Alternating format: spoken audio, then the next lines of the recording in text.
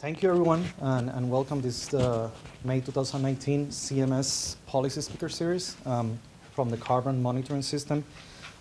Today, I would like to welcome Roger Sorkin.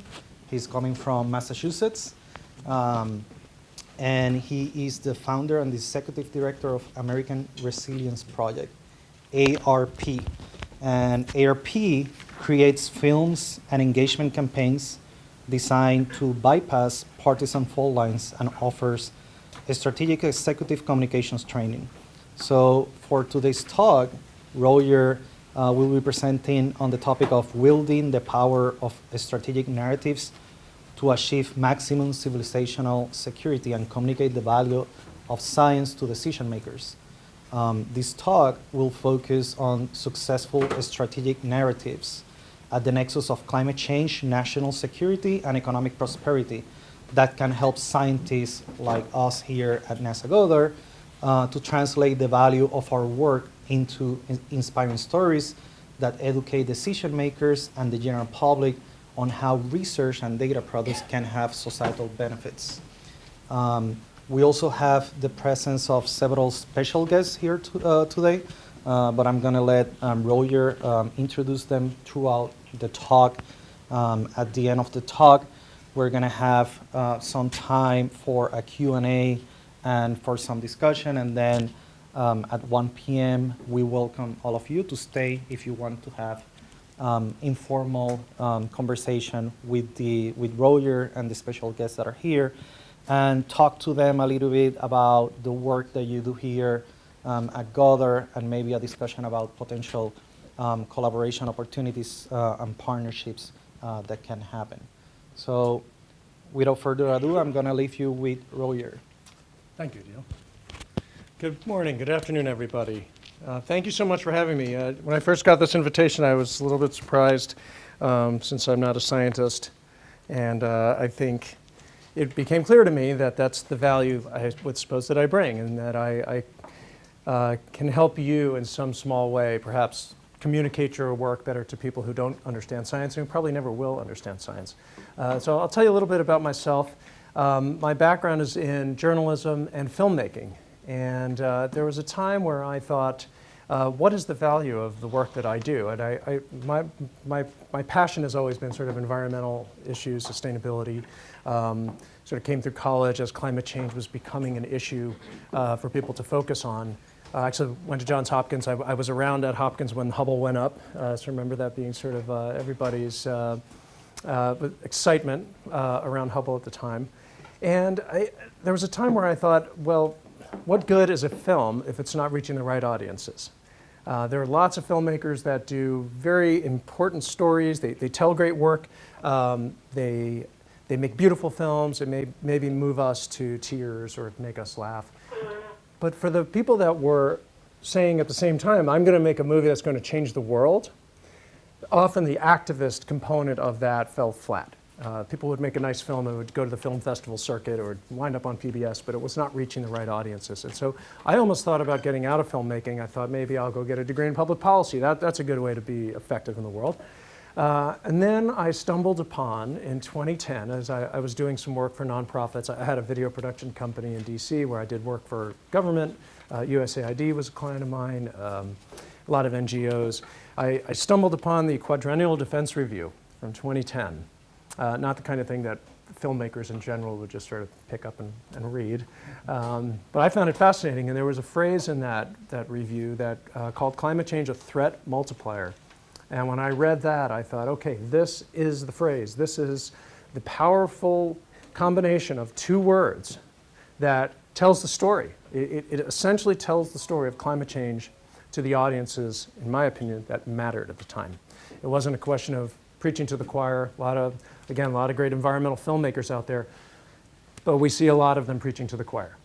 They're not reaching the sort of center-right part of the population or of the political spectrum that needs to be moved and embrace this information in order to take some kind of action on it. And I'm not talking about convincing every last person on the American political spectrum that we have to do something, but there is a certain percentage that can be moved if you present it in the right way. And that's what I hope to talk to you about today, is how to essentially translate this information into stories that people can act upon. So, you know, I hear a lot of people say, we have all the data, we have all the expertise, but we need to do a better job of telling our story. And that's when I realized, well, maybe I don't need to go get a degree in public policy. I can be useful as a storyteller to people who really need this service. And it's around the same time, so what this film really set me on, or this QDR, the Quadrennial Defense Review, it set me on the course to making a film about climate change as a national security threat. As I continued doing the research for that story, I realized people still didn't want to talk about it in terms of climate change. So what do you do? I think somebody has an open mic. Nope. You should have an open. I hope my mic's open. All right, you can hear me though, right? Okay, great. So I realized, well, how are we going to talk about this? It's not about climate change. Maybe there's another way to attack it. And it occurred that, well, what is it that causes climate change? We know there are lots of factors, but we certainly know that fossil fuel consumption and dependence is a major factor. The military at the time was looking at energy, operational energy, not so much through the lens of climate, but through the lens of saving lives and money. We saw in Iraq and Afghanistan lots of fuel convoys, very vulnerable, hauling a flammable liquid through hostile terrain, using lots of resources to protect those convoys. Often the fuel that was being protected was being used the next day for the security detail that would go out and protect tomorrow's convoy. So it became this sort of circular problem where they couldn't seem to get much traction. They couldn't seem to do the work that many of these platoons were set to do, whether it was counterintelligence or something else. They were all on fuel supply, fuel resupply, and protection of that fuel.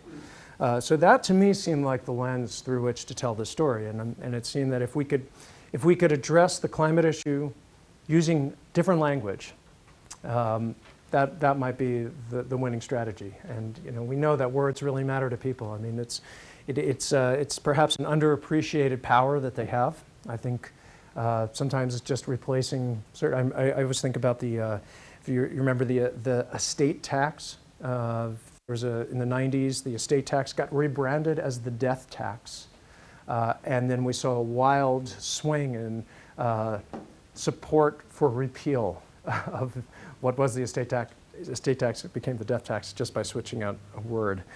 So the film itself, this first film that I started making at the time is called The Burden, Fossil Fuel, the Military, and National Security. And it sort of went through all the different steps of how fossil fuel dependence impacts national security on the operational level, fuel convoys, the geostrategic level, being tied to a global commodity with other nations who can exert influence over us through the way they manipulate fuel supply and price. So it seemed that would be the winning strategy. At the same time, I came upon another paper written by two strategists that were working at the time for the chairman of the Joint Chiefs. At the time, it was Admiral Mike Mullen. And a Marine colonel and a Navy captain wrote a paper called A New National Strategic Narrative. They published it under a pseudonym, Mr. Y. But it's a great paper. I would encourage you to look it up. And it's not highly technical, but basically what they say is we have all kinds of strategy documents, we have operational plans, but what we lack is a national strategic narrative. Meaning, we need to have a story, and they go on to define what is national strategic, or what a strategic narrative is. It is a story that unites everyone around a common purpose that everyone can relate to in their daily lives. And that's a tall order for people to say, well, how does my work fit into a national strategic narrative? I'm sure you would agree that carbon monitoring data products, it doesn't seem obvious to the lay person that this is something that affects me in our daily life. And my hope is that by speaking with you today, that you will see ways to actually tie that to the daily lives of everyone. I assume we're okay with that. Nobody's rushing off. Okay. All right. It's been a lot of that lately. It's funny. I'm not necessarily wedded to film as a medium. I mean, there are a lot of filmmakers who would say, I'm an artist first, and I love my craft, and I love film. For me, it's certainly something that I enjoy doing. It's something that I was drawn to, but I don't necessarily feel that the story has to be told through film. For me, the goal is reaching the right audiences and moving them towards some kind of action. And if you told me that, look, my audience, they don't watch film, they read white papers. Okay, well, we can maybe turn this into some kind of white paper. You know, for my father-in-law doesn't watch any TV, so how are you going to reach that guy? Communication takes many different forms. We don't just have to do film. I'm not encouraging you all to go out and learn how to become filmmakers. But my hope is that you will learn to become better storytellers, to persuade people that the work you do in this room is incredibly important. I just say that as a citizen and taxpayer. That's my opinion. I'm sure you agree with me, but I hope that when I leave here today, you'll find ways that you can also go out there and tell the story, because we need your help doing that. You know, and it's ironic in a way. I mean, one of the most powerful strategic narratives I think that people can point to as sort of a touchstone was the moon mission. I mean, you all here don't need me to tell you what a powerful story that was, and is still. Certainly something that captured our imagination as a country, and it united lots of disparate interests in private sector, public sector. We had a lot of great science and engineering come out of that, I mean, as you all know. So I think a powerful strategic narrative should be able to unite the interests of many different groups who might not otherwise think that they share interests. But when you tell the story the right way, they'll see those patterns emerge, and they'll see that they in fact do share lots of interest. You know, it's a great narrative because the success of it was easily measured. I mean, the success was, there were many stages of success, but I think in the popular imagination it was, is he going to set foot on the moon or not? And I think if he didn't, the mission would have been branded a failure.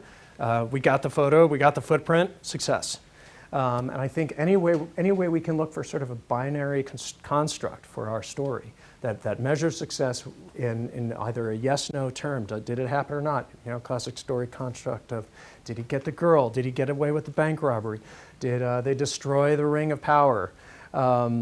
Yes or no? I think those are really good ways to think about telling the story of your work. And you know, we will get to how you talk about carbon monitoring systems in terms of a strategic narrative that can be measured in terms of that binary success. It's not my place to tell you exactly what those measurements are, but I'm sure you can take this formula and put in your own variables and come up with something. So let's see, I told you about the threat multiplier. You know, at the time I was really frustrated about the way that climate and environment were being talked about, and it still is frustrating in many ways. It was this sort of false mutual exclusivity where it's either you are supporting environmental protection or you care about the economy, because we can't do the environmental stuff without hurting jobs.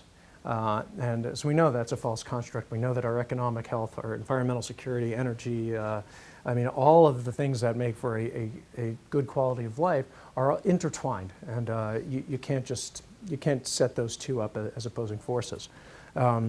So I set out to break that narrative, basically. And then this first film I'm going to show you a clip of in a little while, called The Burden, I started with a real focus on who the audience is. And I sort of eschewed the film festival world, which is where all of my colleagues and my film professors, I did a master's at Stanford with a focus in documentary film. It seemed that whole world was sort of designed to move people into making a living in the entertainment business. And I never really saw myself as someone in the entertainment business. I saw the work that I do as part of the policy mix, as part of another tool that should be in the toolkit. And so, let's see, I wanted to show you, okay, so, you know, I wanted to talk a little bit about the kind of what's happening in the brain. It's, again, not my area of expertise, but I've always been fascinated about how the brain processes information, how words give meaning that translate into action, that touch our fears, our hopes, and you know, sometimes will press buttons in us, sometimes will make us do things that we shouldn't do, other times will inspire us to do great things. So there's some research that's starting to be done in this field. There's not enough for my taste, but I'd love to see more of it. But The science of storytelling. This first passage right here discusses how an idea goes from minority belief to majority belief, and it's what they found is really just about 10% of the population. If you can reach 10% of any given population, your chances of persuading the entire populace to move in a particular direction increase, and actually prove to be successful. So you can see on this chart here, these big circles, committed to opinion A. The smaller red dot is holds opinion A. Green dot is holds opinion B, and then yellow is holds both options. So as you can see, time going by, the increase of the number of people that change their opinions eventually makes for I don't know if you would call this sort of an exponential growth in the idea, but you can see that it doesn't take much. I mean, you could see the rate increasing over there. So focus on that 10%, right? Who are the 10% of people that you're trying to reach? And if you can win them over, and this could apply to whoever you might be talking to, if you're testifying on Capitol Hill, you don't have to think of what you're going to say to every House member on that committee. You think, well, who are the 10% of people? And if I could just get them focused on this priority, we might have some success. So let me move on to the next one. And so this is an interesting diagram. I mean, the anecdote there from this researcher: when the woman spoke English, the volunteers understood her story and their brains synchronized. So what this research has done is it's showing, I think a lot of people make the mistake, well, if I have enough data, if I'm armed with my pie charts and my bar graphs and I go in there, I think it's what you see a lot on the sort of political world, where liberals tend to gravitate towards a big chart, and they say, I'll just persuade all the people over there with my data. It falls flat. It just doesn't seem to do the trick. And this research talks about the parts of the brain that are actually activated when a story is involved. And the key factor here that's missing from the data is emotion. That's what's missing from just an explanation of data. And so I think in order to have an effective story, there has to be an emotional connection with the audience. And so you got to know your audience. You got to know what makes them tick, what scares them, what inspires them, what are their emotions, what might the emotional reaction be of a particular audience member if I use a certain set of words. If I understand their worldview and I say X, how might that align or oppose their worldview? So you kind of have to do a little bit of research to know your audience if you're really trying to persuade someone. And I'll go out on a limb here because I don't know exactly 100% of what you all do here. Adil has helped educate me to a certain degree. But if you think I'm giving you an example that doesn't quite pertain, I invite you to just sort of raise your hand, jump in. We can keep this informal and fun. But I think if you're trying to persuade someone, carbon data products are really important. Here's why. You're not going to start with, because they've given us this data, and this data is great and it really helps us do our job. I think you need to think about the other parts of the brain, literally, that need to be activated. So, here they're referencing, frontal cortex, the insula, the emotional brain region. They've been able to map this and how brains are affected when human-to-human contact delivers a story or information in the form of a story. So let's go. I'm just going to load up that video now so that it can kind of cue to its point. Yeah, there we go.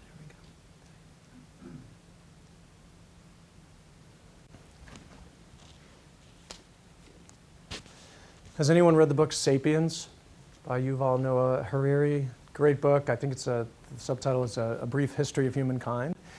He makes reference to the cognitive revolution about 70,000 years ago, which is, he's charting the course of where Homo sapiens and Neanderthals sort of diverged, and eventually Neanderthals disappeared.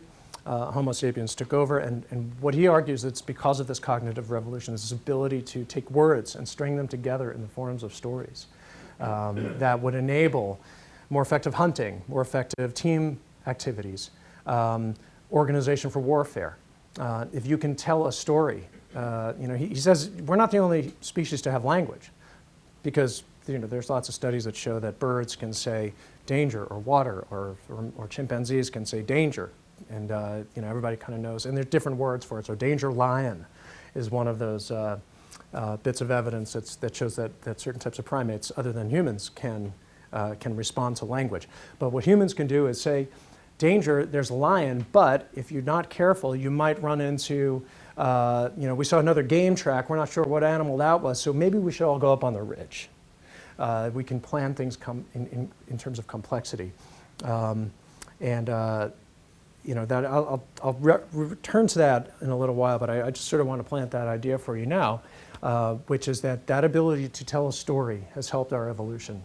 It's helped us win wars, it helps us find food, and helps us survive. So not to make it sound too dramatic, but I think, again, it's an underutilized skill. It's something that everybody, whether you're a scientist or whoever believes in their work, whoever has to make the case for why their work should continue and be funded, for example, should find a way to communicate that story quickly, efficiently, and in ways that everybody who's listening to you can understand, or at least how your audience can understand. It's this idea of translating, really. I mean, you all know the language of carbon monitoring. There's lots of jargon. I mean, I'm sure if you're ever telling a neighbor or a family member exactly what you do, you probably have a version for a layperson. Maybe some of you don't, and you just sort of give up and say, I'm not even going to try to explain what I do for this person. But it's really translating into the language that your audience speaks. So think of it as that. Simply, you're translating. Your job is to learn a new language if you're going to be an effective communicator. I think emotional intelligence is also a part of this. Again, I'm sort of a generalist. As a filmmaker, I kind of dive into different topics, but I just scratch the surface and I stitch them together into a nice tale. But I never really become an expert in anything.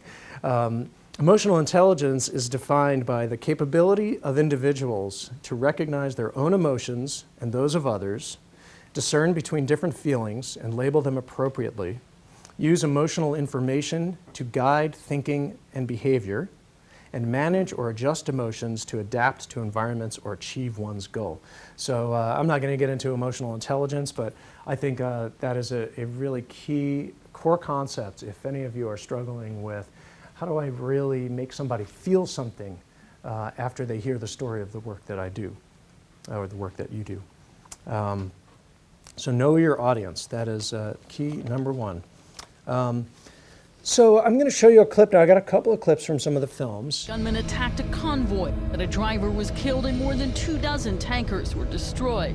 We'll be traveling today with 2 vehicles and a total of 13 personnel. The TCs are myself and Sergeant Cunningham. The mission of our entire scout platoon was escorting fuel convoys. There are 2 new vehicles on the BOLA list, both to be known suicide bombers. Are there any questions? No questions. No questions? Share your main seatbelt at all times. Could be a bump of your eye. They were scouts, some of the most elite soldiers in an armored battalion. This is what they did. They guarded fuel convoys instead of going out and doing a scout's job. All right, watch you on. These efforts create opportunity costs, which mean that those forces are not available to perform other combat missions that are vital to the success of the overall mission.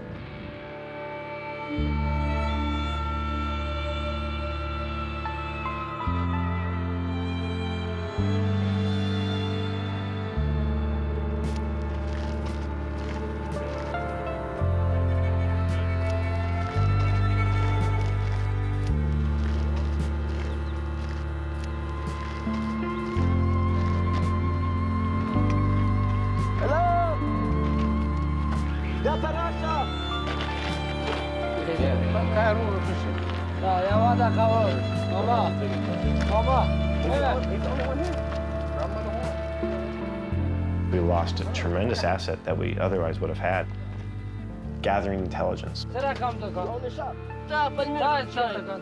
engaging the local population, building up our awareness of our area of operations, rooting out the insurgency which we were beginning to see at the time.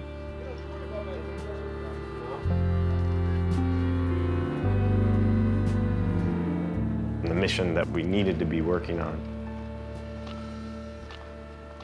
No, they were guarding convoys, driving up and down the road.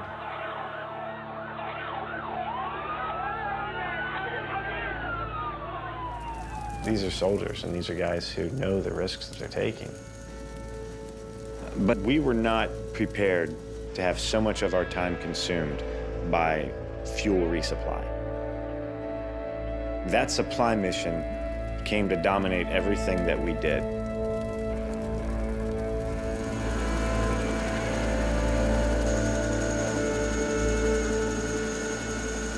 When I squeeze the gas pump, you know, I think about it. So, you know, this is again from The Burden. And the audience for this film was not the general public. It wasn't even really environmentalists, though it's funny because when I speak to more liberal audiences, sometimes I'll get that reaction of, well, it seems like you're glorifying the military here, and you're glorifying war fighting. And my answer is just simply, this is about lives and money. We all spend lots of money, whether we like it or not, whether we're pacifists or we're hawks. Our money funds this. And if you care about how your dollars are spent, you should care about this. And at the same time, if you care about sending people into harm's way unnecessarily, you should care about this, because if you don't like war, the chances of reducing war by switching away from fossil fuels increases. So something I want to say about this, you know, so I found the message, what I thought was going to be an effective message. I was saying before, I wasn't necessarily trying to reach folks in the entertainment world. I was trying to reach a very qualitative audience. And for me, it wasn't that I was trying to count the number of people that watched it. I wanted to make sure that the people who were watching it were in a position of influence of some kind. And so, you know, going with this idea that if the military decides it's going to spend money on something, that's going to send signals through the marketplace, that then you'll have a flurry of government projects, government contracts. The defense industry will want to get in on that. And at the time, the military was, and they still are, addressing this question of operational energy. And renewables is a big part of that. I mean, for me, that was my agenda. My agenda was advance renewables, bring down our carbon footprint. I care a lot about climate change. This, for me, was a pathway to address my own personal objectives. But at the same time, I would address the objectives of a lot of others, which, again, is the beauty of a strategic narrative, because if everyone can relate to it in their own daily lives, they're going to relate to it only on their own terms within their daily lives. There are a lot of folks that I talked to in the military that weren't thinking about climate change. There's a Marine colonel that I interviewed for this, who was at the time he was the director of the Expeditionary Energy Office. And being a film person, I like to throw around the quip about some coming from Central Casting every now and then. This guy was from Central Casting. He just sort of looked the part of the intimidating Marine colonel that you just didn't want to mess with or cross. And his focus was energy, and I didn't realize this at first. It was the time that I learned the expression "stay in your lane" that I've heard now that I've done a number of projects that have focus on the military. I asked him at the end of our conversation, I like to have sort of an informal, spontaneous conversation as much as I can, even though I had to submit my questions in advance. I have to stick to the script, but I always try to reserve the right to just kind of throw in a question if something comes up. And at the end I said, wow, that's so fascinating. So I wonder why people care so much about climate change, and why is that such a hot button issue, and do you guys ever talk about that? He sort of bore down on me with this cold stare, as if, for first I thought what he thought was that I was ambushing him, pulling a sort of Michael Moore, like, oh great, that guy makes my job harder, trying to gain the trust of folks in government and in the military especially. But then I realized it really wasn't his area. It's as if I asked him something about tax policy. I mean, he just does not focus on climate. He was focused on making sure that his Marines could be safer in their transport and securing of energy supply in the fields. And then that was his mandate. And when I asked him that question, it just occurred to me that I was never going to persuade him with a climate change argument. I mean, it would have been a fool's errand on my part. And that's when I realized that everybody wants to hear the story told to them in terms that can relate to their daily lives. Again, coming back to that definition of strategic narrative. So as for audience, again, coming back to policymakers, what then I was able to do is, a lot of filmmakers also struggle with the distribution of their work. Often they have to go to distribution companies that don't understand, nor do they have the mission to do policy change. or even behavioral change or cultural change, which was what I cared a lot about.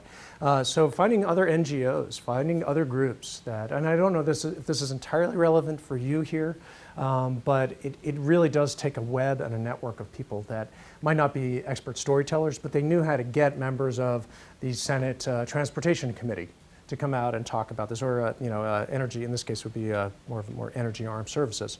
I mean, we had screenings. We had a screening with the House Armed Services Committee. For me, that's far more important than going to the Sundance Film Festival. Just thinking about who's the audience, how are they going to be moved, what influence, what power do they have to influence the change that we need to see. And so I want to talk about trust. We know the message. This was the message. It became clear. I think we honed it after some time. But if you don't have the right messenger, what happens to the message? If people don't trust the messenger, you can say anything, and they're not going to listen to you.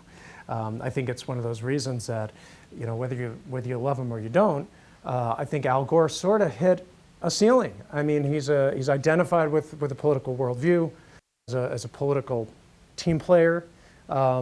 There was only so much that he could do with his message on global warming, and I think having the military be not sort of these spokespeople for climate change necessarily, but spokespeople for a solution set that would address climate change, even if it would be inadvertently.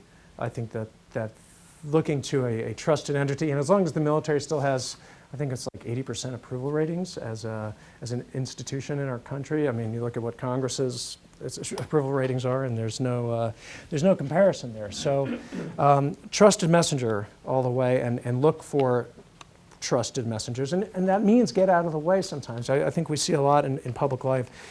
People think, there's sort of a little narcissism that comes into play. Well, I had this great idea, so it must be me that puts it out there in the world. It has to be me as the messenger. I think we need a little bit of a sort of an ego check in some cases to say, there's got to be someone else to carry this ball. I may have had the good idea, I may be doing the work and providing the data, but we need to have someone who is trusted that's going to reach the audience that we know we need to reach. And let's see. So, I think building trust means building relationships too.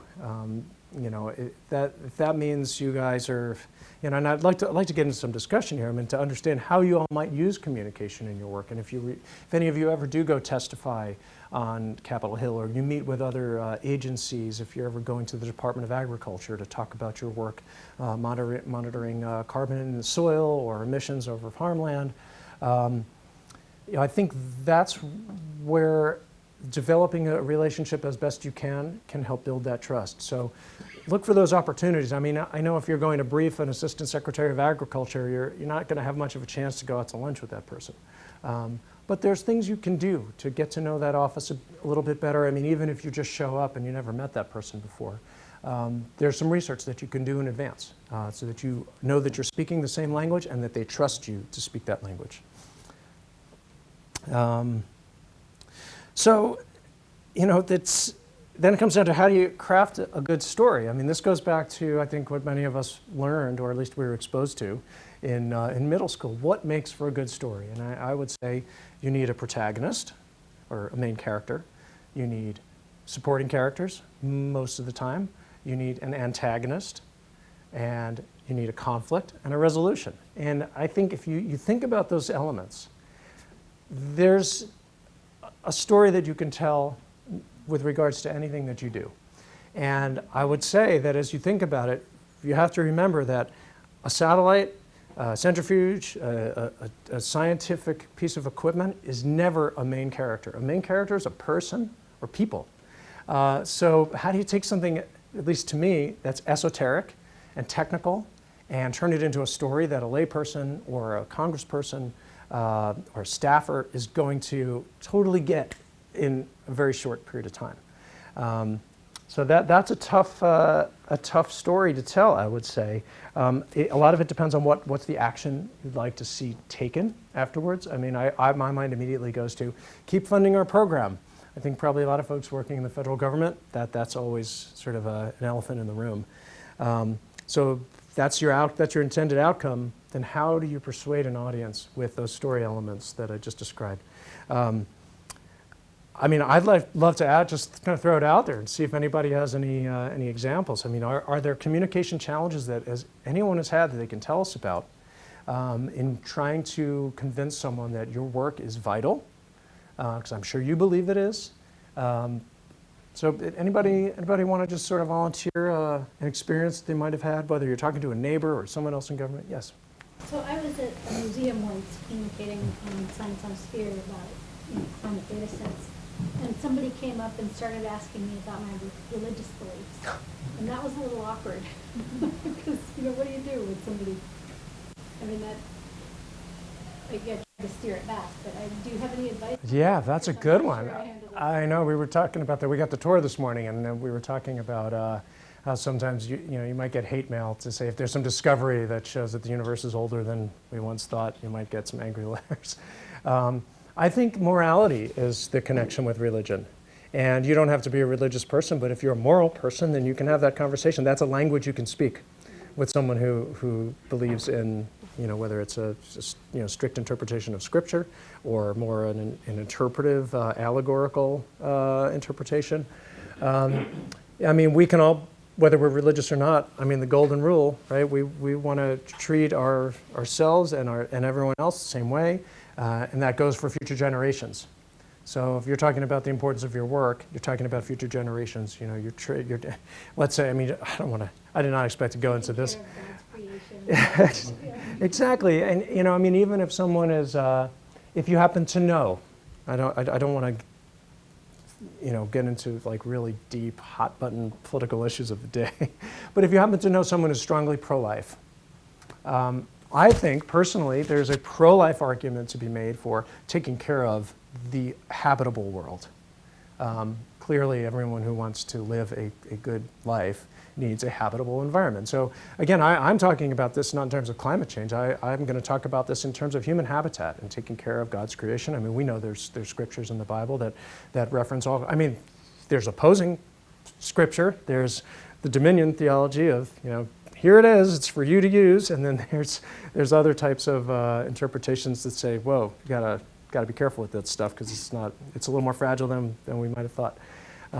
So I think keeping it in terms of morality, you can always go to morality as a touchstone. I think that coming back to this idea that something everyone can relate to in their daily lives, unless of course you're talking to someone who's completely immoral, and then I don't know what you do. I mean, I try to point out that, as I said before about the 10%, you're never going to persuade. There are people that you have to be prepared to give up on.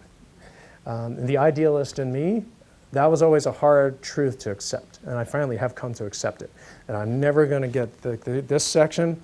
They're stuck. They're in their own ways. I'm not going to cast judgment on them anymore. But I'm not going to spend my time on that. And if you can, again, you just get to that 10%, that's the magic number. Anybody else? Any other experiences you'd like to share? Yes. Yeah, so I teach online courses on how to use NASA. I have a team of people that I work with here. And we teach decision makers as actually our target audience for how to access the data, the observational data that NASA produces and how to use it. So we have found, even though we're still struggling with it, that the stories are the real selling point. And it's a story of somebody similar to the audience who's actually had a success using this data to solve some problem. So, it's kind of, the question is, sometimes with the protagonist, right, you mentioned. So sometimes the protagonist is like a population that benefited, like a good health outcome, but sometimes it's the environment, and that's when, I don't know, then it gets a little more tricky. Well, I think you can always, I mean, if you accept the premise that all human beings are products of the environment, as all species, all life is on the planet, then you can tie us back in. I mean, I think there's always a way to put a human being as your protagonist. It might be a little bit more challenging. There might be a few more dots to connect. But I think about, I was just perusing the website to see some of the studies that you all do, and something caught my eye about the Corn Belt. I think somebody did a paper on carbon emissions and how that pertains to corn production. So if I come back to the Agriculture Committee, what's the story there? I mean, your story, again, it's not a data sensor. It's the farmer on the ground. You think about if I'm briefing Senate Chair of the Agriculture Committee, That person is presumably from a farm state. I don't know who it is off the top of my head. I'm not even going to mention names, but let's just say the generic chair. What state are they from? They're from a corn-growing state. What are the issues there? What do people care about in that state? You have to learn that before you go in there and talk to that person. You can't go in and just say, I know everything I need to know about my data sensor, and I know all the research that we got in our conclusions, and we achieved the hypothesis. Everything's confirmed, and we've been greenlit to the next stage. You gotta do a little more homework. So, I mean, I'll just throw it back. I mean, who would be the protagonist in a story about carbon emissions and its effect on corn growing?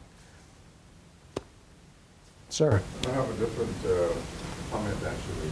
I think the challenge is to change the mindset from short-term benefit at a long-term cost versus short-term cost at a long-term benefit. And for that, we need more examples of demonstrating a benefit of preventing climate change on the short term to persuade people who would not want to risk their short-term benefit in whatever activities they're involved in. And I think that's the challenge. I'm not sure how to do it. So in other words, it's answering the question, what's in it for me? Now. What's in it for me now? Right. Which is when I think most people ask the question, what's in it for me? It has a connection to the immediate, to the moment. It's hard for people to be proactive and think far down the road. I mean, a great story can do that. Essentially, a good story is designed to show you what the future looks like, so you can make plans, again, to be more effective hunters, more effective war fighters.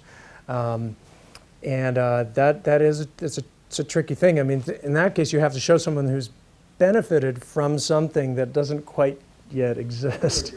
Technology is getting closer to being able to make that case. It's solar energy, alternative energy, renewable energy. The cost point is coming down to be competitive, and so I think we're reaching that. It's not quite yet. Yeah. You don't need a religious belief, like binary, believing or not believing. That's the wrong argument, I think. What else? Dan? Yeah, just an observation. I think this climate change is about who you are, where you sit, and what you do. And this is the ultimate challenge here is there is no silver bullet. There's never going to be a silver bullet in how to communicate this because everybody's intersection is different. So that farmer has a patently different interest than somebody who's working in a coal plant or an electric utility and versus somebody who's in a coastal community and watching their shores get inundated on sunny days. And on the biblical sense, that also can be a slippery slope because if you go onto someone's turf and try to convey that you know more biblically than they do, there's a point where that conversation turns in, yeah, but the good book says that when the time comes, and we should just accept that. So there's reading the interactions of the person and understanding, trying to understand and diagnose what it is that is motivating their reaction to what it is you're dealing with. There's a time and a place to engage people. There are some people who need to be either circumvented or not engaged because they can be destructive to a broader public dialogue. But ultimately, every dialogue has to have something that's going to resonate. And so if your priority is food security or security in general, then that's the message for that audience. And if your priority is economics and price of energy or job creation, then that's a completely different narrative. And you can show those co-benefits and or primary benefits as the incremental steps. And be careful saying that you can show incremental gains or short-term gains on climate change because the science is not going to back that up right now. In fact, if you look at most of the RCP pathways on the projections, they're functionally no difference over the next 12 years. You see the divergence in 2030 and beyond, and really even 2040 and beyond. So those benefits and those opportunities need to be things that are not carbon, that are not climate, but the things that actually motivate decision-making or motivate passion. That's the tricky part, because that answer is different. Yep, and that speaks to the know your audience thing, you know? I mean, I will sometimes say during Q&As, come back to some of these film screenings, you know, people say, well, you know, thank you for telling the story in this way. Now I think I have a way I can talk to my uncle about this, because we never see eye to eye on this. And there's just this taboo where you're somehow, like at Thanksgiving, you're not supposed to talk about politics with your family members. I agree that if you don't know how, then you shouldn't. I'm not encouraging you to go out there and cause familial strife at your next family gathering, but I think that's a really good way for us just as a culture to be able to break down some of these barriers, take some of us out of these tribalized camps. And you know, the fact that it seems if you're coming together as family, that's the place where you should be able to talk about, have a safe, sort of a safe space to have conversations. So yeah, you don't want to lead with, you know, talking to your conservative uncle. Al Gore said this in his movie, you should agree and stop driving your pickup truck. You might want to lead with, do you hear about what the military is doing to save lives? Better angle in. So I want to show you another clip from the next film that I did after The Burden. This one's called Tidewater. This one looks at coastal resilience. It doesn't mention climate change, not once in the whole 40-minute film. And I didn't really have to try not to mention it. It's not like, it wasn't really an elephant in the room. I mean, this is such an immediate problem for the people of Hampton Roads, the 14 military installations that are there, 17 jurisdictions that comprise the area that are all trying to work together, which I thought was a really fascinating component of the story, that never mind the problems that they're dealing with, there are 17 jurisdictions that are trying to deal with it together. And it's sort of this herding cats situation there, and a lot of trust and goodwill is required to make sure that some of these commitments that these different jurisdictions make are actually followed through. So another 3 minutes, just to give you a sense of how we're talking about the sort of more environmental side of the equation, the previous film being the energy side. This is a look at the environmental side of it. And keeping your eyes open for who the main characters are. You might, they'll probably reveal themselves to you. You know, the ships you see, all what we call sortie if a storm is coming. I mean, they all go out to sea because we don't want a ship here sitting at the waterfront get slammed against the pier by a storm. If you sortie ships to evade a storm, and then you have another requirement elsewhere in the world, in all likelihood, many of those ships will not be prepared at that exact moment in time to proceed on to a further event. They would have to return to port, prepare themselves quickly, and then go to execute whatever mission is assigned. Constant environmental challenges degrade readiness over time, which could impede our ability to operate downrange. I am a surface warfare officer, ship driver. Spent 31 years driving ships. I retired as a rear admiral, and my last command was command of the amphibious forces on the east coast of the United States. There's a certain element to living here, dealing with water, that adds a little element of stress to daily life. Those of us that live here all the time have kind of gotten used to it, but you move here from California and the first night you drive home and realize you need to wait up your street, that's sort of a shock. And that's a little stressor, and those stresses add up over time, especially in a military life. It's stressful enough.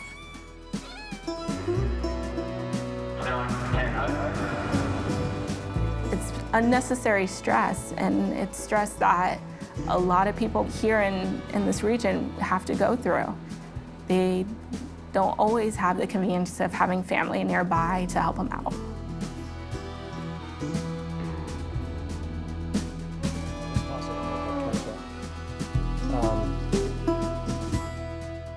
So when a service member leaves and they leave their family behind who've never experienced this, it affects the way they work, the way they do their job, the way they can complete their mission.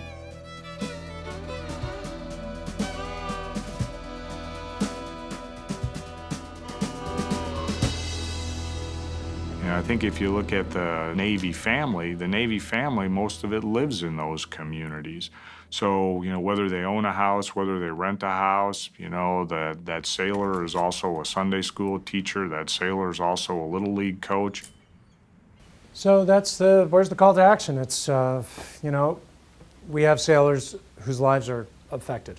I mean, I think that, for me, the main character was the human face of this. And we actually have one of those human faces sitting right there. Ann Phillips, thank you for joining us. I would actually like to take a moment to introduce a couple of the folks that I invited to be here because I thought they could also bring value to this conversation. So I'll start with Ann. Ann Phillips is a retired in the Navy. She's now a special assistant to Governor Northam on coastal adaptation and protection. And I think we'll talk about this a little bit later about Wallops Island and what NASA can do to help us sort of get our minds around what's happening in terms of flooding in coastal Virginia, how to communicate with policymakers there. Ed Salzberg is at the Security and Sustainability Forum. Ed is I'll let you talk about your storied career, but he's done a lot of work in the science and communication space as an engineer, geologist, and is in now the sort of climate education, sustainability education space. Some of you might be familiar with his webinars. Madeline Wade is is it safe to call you a lobbyist? A lobbyist with a firm called Signal DC. Madeline is an advisor to the American Resilience Project who helps me think about what are our policy equations. If we know that a project is designed, and our new project, we won't have time for me to show it to you, is designed to accelerate the modernization of the electric grid. We start with the policy stuff. Who cares about it? Who can we talk to? What committees are focused on it? Sometimes it's surprising. You'd think it would be the Energy Committee, but sometimes it's appropriations or it's infrastructure or transportation. Madeline's a really great resource for that. And Dan Krieger, Association of Climate Change Officers. Dan does accreditation and also education professionals working in the space. And I brought them in because I thought it would be nice to have a conversation with people that, beyond just my skill set, I think they have a really nice perspective on, as Dan was sharing earlier, on how to really do the communicating and what the needs are for that. So, okay, so why don't we just open up for conversation? I'd love to hear from any of you that are actively, I don't know if the folks who are sort of like defending the funding of the program are in this room. That's immediately where my mind goes to. But what other communications challenges have you had in terms of expressing the importance of the monitoring work that you do here? Anybody want to take a guess at that? Or what you might anticipate as a challenge? I mean, not that you want to speak for your bosses, but I mean, just hypothetically, I mean, what are some of the challenges your bosses might be encountering as they make the case for your work? I think from the program that I work on, one of the challenges has been that as scientists, we're not really trained on the communication part, so it takes a long time to come up to speed. And sometimes the scientists that have the most exciting science are the best communicators. So then it becomes, it's just tricky to. There really isn't a mechanism for us as scientists. There isn't to get trained and to continually get this kind of training. And I think that's. It's just not a natural, and we're used to these other audiences, which are the other scientists. So in our program, we often have guest speakers who are other scientists. And when they give us their slides, so I hired an editor basically to redo everybody's slides because they were not friendly to this. Good, well, good stuff there. So we're working on it, but it still is a challenge because scientists feel like they're dumbing it down a little bit. They can't really get out some of their messages. It's that balance between, and I hate that term actually, it's a balance between making it accessible to the audience while at the same time getting out the message that you really want to get out. So, yeah, Dan. This is a really interesting challenge. So in our space, what we see is people who have technical expertise, but maybe not the leadership and communication skills that they need to carry that forward. You can apply that to the science community, the engineering community, to a variety of communities. On the other side, you see folks who have fantastic leadership and communication skills, and they don't know anything about the subject matter, right? And so what ends up happening from our perspective is we have to figure out how to move people who are on the technical side, the scientific side, into having that range of organizational skills and then people who are in the organizational leadership and management functions into having at least enough of an understanding of the subject matter so that they can communicate with one another. There are resources, but those occupations aren't used to consulting them. So for example, we teach courses on organizational change, stakeholder engagement, working across organizational boundaries and jurisdictions. Those are all tools. We've got a leadership and entrepreneurship course module. We're working with Roger on developing a communications module. Those are all modules that even through us would exist. There are other entities who offer it, but you don't come in contact with that as scientists. But they're out there, and we need to do a better job of making sure that you have access to it and are pushed to it, maybe even by your HR folks. You need to go looking for those as well. And they are out there in a lot of different ways, even if they don't say climate change. There are all sorts of programs out there to develop these skill sets. This has been the ultimate divide in the climate change discussions for 4 decades. Yeah. Ma'am, you had So I've actually had some interactions with average type of people in the community to give a talk on just trying to explain climate change a little bit. And there are just certain things that you find out right away. And I did teach science in middle school way back in the beginning of my career. I tried to teach the metric system. So we do Fahrenheit in this country, and science uses the centigrade or Celsius scale for temperature. So if we say 2 degrees Celsius, they don't know what that means. So this is just a basic communication of what is the measurement in terms of what one of the key things that is going along with climate change. Another is the time lag. Why should I care? Why should I change what I'm doing when what you're projecting isn't going to happen for 2 decades, 3 decades? So that is always an issue to try and overcome. Practical things like how, if you say it's a 2 degree centigrade, well, what does that mean? It was cold here last week, you know. You have to be ready for those kind of points of view and be able to show how, yes, that all happens, but that's just the natural variation that we have. Look at your high school class. How varied was the height of the persons in your class, or some other metric that you can easily translate and show variability. So I just want to throw that out. Great. Yeah, I'm going to underline again the word translate, which you just used. That's what we have to do in the storytelling space, translate. Yes? So following the argument, so there seems to be 2 types of messages we can give. One is to the strategies. One is to scare, another one to inspire. So often of the time we go into scary mode, like when you communicate with regular public, broad audience. But I think inspiring, our brain works differently for 2 different strategies. Whenever we try to scare, it's like depressant. We try to block it and not to hear it again. When inspiring, I think, works much more productive when we can communicate message. And especially involving long-term changes in our behavior and climate change. So I think we have to walk between, finding middle ground between those 2. I think that's a great point. Absolutely. I think fear doesn't work. Fear works if you're trying to get people to, to be blunt about it, to be violent, to buy more guns, to isolate. It doesn't bring people together. I think in inspiring, you need to inspire. I mean, you might say going back to my sort of like prehistoric times example. If someone came back and said, there's lions over there and we're not going to be able to hunt the bison because the lions are there, that's scary, but the reward exceeds the fear in that if we can deal with this fearful situation and get the lion out of the way, then we'll be able to get the bison and then we'll all be able to eat.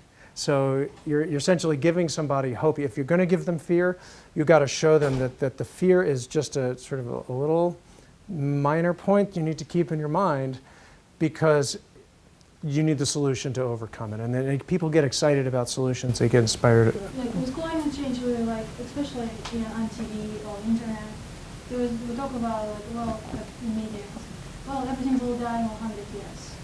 So like literally, someone was but I don't. I think what would be more beneficial to tell them that we're working on this exciting science. There's a lot of progress, exactly, and there's right. someone every day makes progress in wind energy, solar energy, environmental issues, and technology. And I think this will inspire people to do actually like support this type of activities which relate to better like environment or less energy dependence. I think that's exactly right. And sometimes it might seem that I sometimes find myself being a little bit cynical in thinking that, how am I going to reach the skeptic in the back of the room? Okay, well, that person doesn't care about anything, but he probably cares about making money.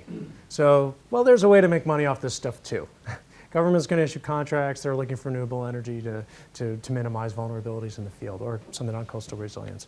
So if that's what makes that person happy and excited and helps them get out of bed in the morning, then again, know your audience. That's what that person cares about, and that's what's going to put a smile on their face. Maybe we're not in it for the money here, but they are, and so if you can inspire them based on their value system, that's I think you're exactly right. Thank you for pointing that out, because I should have been in my talk. But yeah, fear-based communication does not work to get people to constructively work together. Yeah. Yes, ma'am. I just wanted to offer up a couple things. One is I've been working in this nexus between scientists at NASA and communicators in the National Park Service, Fish and Wildlife Service, and other informal educators for 15 years now. And we have a partnership in which we bring the science that you all are doing into the hands of those people. We have long been interested in bringing that equation sort of full circle and helping those informal educators to inform scientists a little bit more about the communication techniques that they use. And we are moving in that direction. I just wanted to let you know about that, and also let you know you're not alone in this struggle. There are, we hear this story of the scientists wanting so badly to get this information out and struggling with how can we do that, and the informal and formal educators wanting the content so much so that they can educate more. So take heart in knowing that there are a lot of people working on this, and I actually think that we've reached a tipping point. In my view, the whole scene has changed dramatically in the course of the last 5 to 10 years. The people are talking about climate, they're talking about solutions more and more, and I think that the conversation seems to be moving in that direction. And so applaud all of your efforts, but if anybody here at Goddard wants to talk to me about what we're doing and how you might be involved, we'd love to communicate with you about that. In October, we'll be bringing a group of people here, launching a national network of regional hubs that you would be welcome to interface with. So just sort of letting you all know about that. And I think all of you are right. Everything that you've said about the difficulties and the solutions for the education and communication, you're all on the money. One of the things that's really cool about climate, although it's just it's a difficult subject, but I think what's really fascinating and actually helpful about it is that it is so varied. So it affects every walk of life. That means you have a touchstone. Exactly. No matter who you're talking to about it, there is a place where it affects their life. And so it's in contrast to maybe some other subjects, like maybe evolution, right? It's kind of hard to weave that into every person's immediate life. But climate, everything is affected by it. From the way your house is built, to the kind of car you drive, to the food on your plate, it's everything, right?